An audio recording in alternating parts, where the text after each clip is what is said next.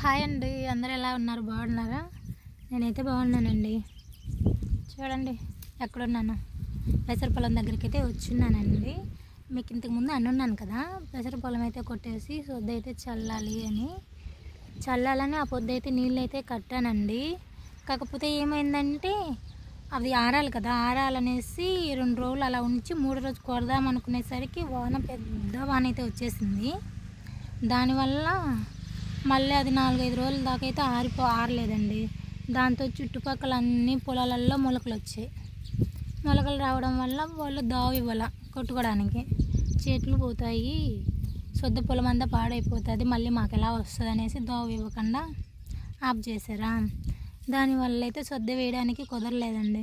అందుకని పొలం అయితే అలాగే ఉంచేసాను. పెసర పొలము ఆడొక్కాయ ఉంది ఇంకా కూడా. చూద్దాం, ఈసారికి మనకు రుణం లేదు అనుకోవాలి, కానీ ఉన్నదంతా తృప్తి పడితే పోతుందిలే, ఆలోచించడం ఎందుకు దావలేనప్పుడు అనేసి గుమ్మగైతే ఉన్నాను. ఇప్పుడు మళ్ళీ ఎందుకు వచ్చానంటే పొలం దగ్గరికి చిన్ననైతే తోలున్నానండి, జీవాలిమిటి తోలితే వాడేం చేశాడంటే ఈరోజు ఎలా తప్పించుకొని వచ్చేసాడు ఇంటికి. చూడండి అడుగు, తప్పించుకొని ఇంటికైతే వచ్చేసాడా. వచ్చేసి ఇంకా అరుస్తూనే ఉన్నాడు. దాంతో ఇంకా కాదులే చూడలేక పొలం దగ్గరికి అయితే తోలుకొని వచ్చాను. అడిగండి, చూస్తాను చూడండి ఎలా తింటాడు. గబగబా తిందామని కూడా లేదు దానికి. నిదానంగా మోజు చూసుకుంటూ చిన్నగా నిదానంగా తింటుంది.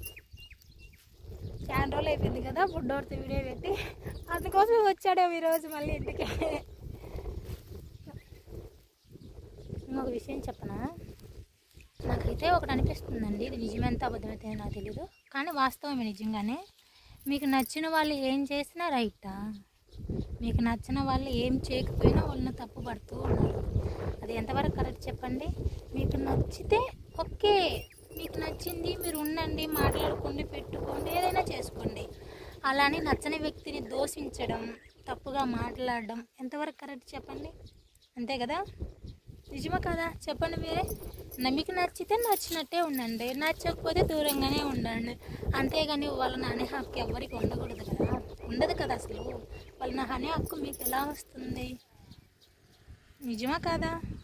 నిజమని నేనైతే అనుకున్నానండి. అలా ఒకరిని తప్పుగా మానే ముందు మనం ఏంటో ఆలోచించాలి, అది నిజమెంత అబద్ధం ఎంత అని కూడా ఆలోచించాలి. ఇంకొకటి ఏంటంటే, నీకు నచ్చలా వదిలే, నచ్చిన వాళ్ళతోనే ఉండు, అంతేగాని తుస్కరంగా ఒకనైతే అనకండి. ఓకేనండి, బాయ్ బాయ్. నిజమంటారా కాదంటారా చూడండి. మా బుడ్డోరితో అయితే మళ్ళీ ఒక చిన్న క్యూట్గా ఉంది కదా, చూడు ఎంత క్యూట్గా ఉందో. క్యూట్గా అంటాడు, ఇంటికి వచ్చి నాంచి నరుస్తూనే ఉంటాడు, రగ్గులెక్కి మంచాలెక్కి అల్లరి చేస్తూనే ఉంటాడు. నిజంగానే ఒక పక్క ఈ మేకపిల్ల, ఒక పక్క కుక్క పిల్లలు అన్నీ ఎలా ఉంటాయంటే సాయంత్రం పెద్దలకి అలా ఉండిపోతుంది మా ఇంట్లో. అదే ఒక సందడి అయిపోతుంది నాకు. ఓకేనండి, బాయ్ బాయ్.